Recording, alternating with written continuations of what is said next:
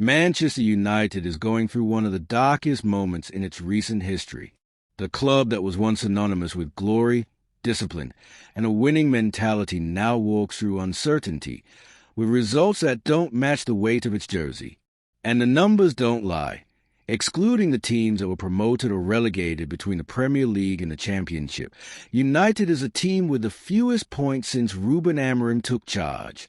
For a global giant, that is a devastating fact. The defeat in the Manchester derby was not just another stumble. It was a harsh reality check. While City asserts itself with authority, organization, and confidence, United looks like a divided, fragile team, unable to withstand pressure in decisive moments. Inefficiency in attack and glaring defensive errors handed the game to their rival on a silver platter. It felt as if, even in a classic that should have been defined by passion and resilience, United simply wasn't up to the task. After the game, frustration overflowed. Rúben Amorim, visibly shaken, did not hide the weight of the defeat or the internal problems that had been piling up. His words were a punch in the gut for everyone watching. Maybe they need to change the coach. Harsh words, but full of truth. Amorim knows what it means to lead a club like Manchester United. He knows that fan patience is short and that the pressure from management and the media can crush any project before it has time to grow. But this statement raises a deeper debate. Is a coach really the problem? How many have passed through Old Trafford since Sir Alex Ferguson's departure? Van Gaal, Mourinho, Solskjaer, Ten Hag, different names, different ideas, but a common result, the inability to return the club to its lost greatness. Perhaps the problem goes far beyond the bench. Perhaps it lies in the structure, in the lack of long-term planning, in an unbalanced squad, or even in the mentality of a club that still lives in the shadow of its glorious past. The drama is real.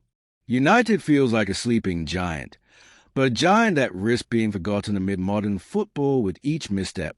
While direct rivals evolve, invest smartly, and show consistency on the pitch, Old Trafford finds itself surrounded by doubts, criticism, and promises that never materialize. Amorim arrived with the label of a modernizer, someone who could bring fresh ideas to revitalize the club. But the Premier League doesn't wait, it doesn't forgive, and when results don't come, the clock starts ticking against the coach. At this moment, Amorim's words almost sound like a cry for help. He exposes himself, puts his position on the line, but also sends a message to the board. The problem is much deeper. Changing the coach might be a quick fix to calm the storm, but will it solve the crisis that has dragged on for over a decade? Will swapping another name on the bench bring back Manchester United's lost identity? The future is uncertain. The drama hangs in the air. United stands at a crossroads, either respond with courage and make the necessary structural changes, or repeat the same cycle of illusions that has marked the last decade. One thing is clear.